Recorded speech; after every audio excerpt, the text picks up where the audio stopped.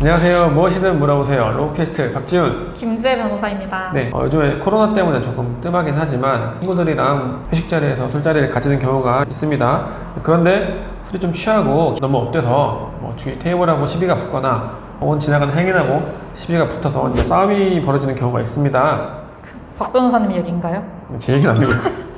이제 술자리에서 시비가 붙거나 이제 싸움이 나면 폭행죄로 고소를 하는 경우가 대부분인데, 이 경우에 쌍방폭행으로 경찰서에 가게 되어서 좀 억울하다는 분들이 계세요. 왜냐하면 일방적으로 맞기만 했는데 상대방이 너도 나를 때렸으니까 나도 피해자다 이렇게 해서 고소하는 경우가 꽤 많이 있죠. 그러면 술자리에서 시비가 붙었을 때 어떻게 하면 억울하게 고소당하지 않을 수 있을까요? 이제 시비가 붙었으면은 가급적이면은 상대방 신체에 손을 대거나 이제 멱살을 잡는 것 같은 행위는 하지 않는 게 좋습니다. 이게 폭행의 일환으로 평가가 되어 왔기 때문인데요.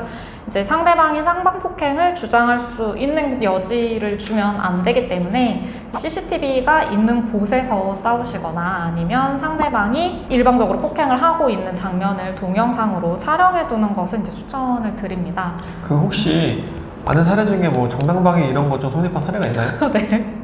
사실은 싸움에 있어서 정당방위를 인정하는 예가 극히 드물고 정당방위 자체가 인정이 많이 안 되잖아요. 그렇죠. 네, 얼마 전에 좀 고무적인 판례가 나왔는데 판사님께서 판시하신 취지를 보면 법이 현실을 따라가지 못한다라는 점을 좀 강하게 이야기를 하면서 한 사람은 좀 맞는 상황에서 일방적으로 맞다가 이렇게 맞거나 밀치거나 하는 행위를 했던 거예요. 그래서 이 경우는 이제 정당방위로 봐서 무죄를 선고한 사례가 있습니다.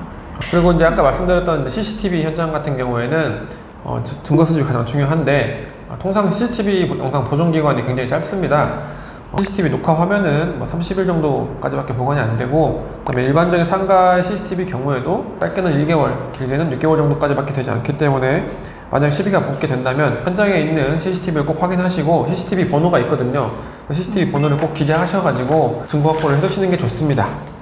그 다음에는 사실은 제일 먼저 하셔야 되는 거는 폭행을 당했다 하면 경찰에다가 신고를 하시는 게 가장 중요하고, 본인이 하지 못할 정도의 폭행이라면 꼭 주변에 경찰에 신고해달라고 요청을 하셔야 합니다.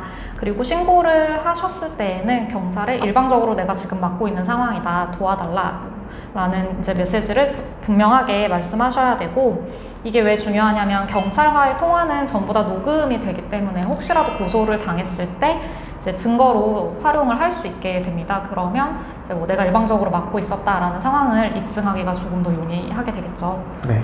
근데 만약에 이제 사람이다 보니까 순간에 화를 참지 못하고 폭행을 하게 되었다, 이런 경우에는 폭행죄는 반의사불벌죄이기 때문에 빨리 상대방하고 합의를 하시고 좋게 끝내시는 게 좋습니다. 그러면 처벌받지 않을 수 있거든요. 하지만 폭행의 정도가 너무 과하다 그래가지고 상해죄가 성립한다면 상해죄는 반의사불벌죄가 되지 않기 때문에 합의하셨어도 처벌받을 수 있습니다. 이제 폭행죄하고 상해죄하고 어떻게 구별하는지를 많이 물어보시잖아요. 왜냐면 둘 다 때린 행위에서 발생하는 거기 때문에. 그래서 단순히 멍이 들거나 긁히는 정도, 이렇게 살짝 까졌다, 이런 거는 폭행죄에 해당한다고 보게 되고, 이 경우에도 상해 진단서를 받아서 내시는 경우가 있는데 그거는 상해까지로는 인정되지 않는 경우가 많습니다. 근데 이제 조금 더 나아가서 2주 이상의 골절 아니면 염자라고 하면 이제 삔 거잖아요. 삔 것 같은 이제 진단서가 제출되는 경우에는 상해로 인정될 가능성이 매우 높습니다. 네, 진단서를 제출하기 전에 합의하셔가지고 조속히 사건을 종결 하시는 것이 쌍방한테 좋습니다.